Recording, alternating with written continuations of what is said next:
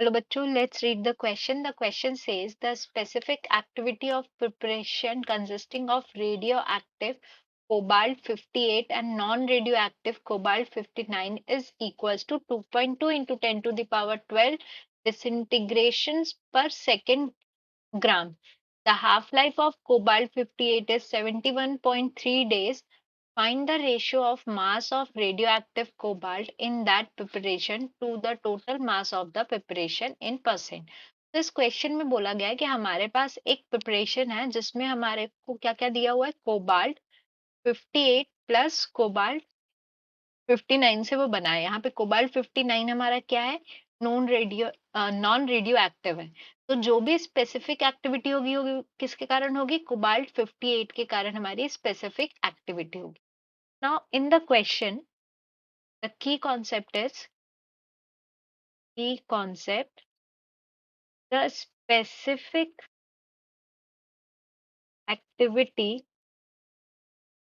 is given by n into lambda, जहाँ पे n क्या होता है हमारा नंबर ऑफ एटम्स और लैम्डा क्या होता है, lambda is equals to 0.693 divided by T, और टी क्या होगी हमारी हाफ लाइफ।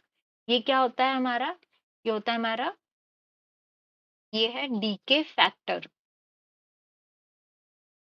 तब इस क्वेश्चन में हमें गिवन है कि for mass is equals to 1, specific activity कितनी गिवन है हमें, 2.2 into 10 to the power 12 disintegrations per second.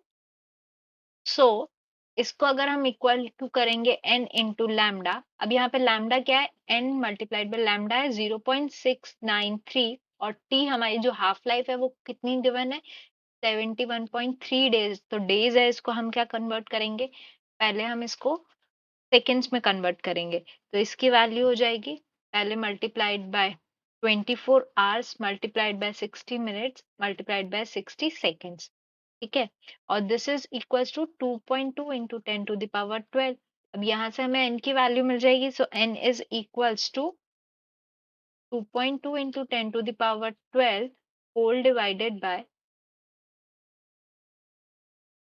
multiplied by 71.3 into 24 into 60 into 60 divided by 0.693। तो इसकी वैल्यू कितनी आ जाएगी, this is equals to n equals to 1.95 into 10 to the power 19 atoms. ये किसके एटम्स हो गए हमारे, कोबाल्ट 58 के। अब हमें पता है फॉर एवोगाड्रोस नंबर ये कितना होता है हमारा, 58 ग्राम्स हो जाएगा क्योंकि कोबाल्ट 58 है, ठीक है। और for n number of atom, suppose the grams is x grams, ठीक है। तो यहाँ से हमारा x क्या आ जाएगा, x is equals to n divided by Na multiplied by 58। n की वैल्यू कितनी है, 1.95 into 10 to the power 19 atoms divided by हमारा एवोगाड्रोस नंबर कितना होता है, 6.022 into 10 to the power 23 multiplied by 58। तो यहाँ से हमको x की वैल्यू कितनी मिल जाएगी, x is equals to, this is x। अब हमें इसको परसेंटेज में निकालने के लिए बोला गया है, तो इसको अगर हम परसेंट में कन्वर्ट करते हैं तो ये हो जाएगा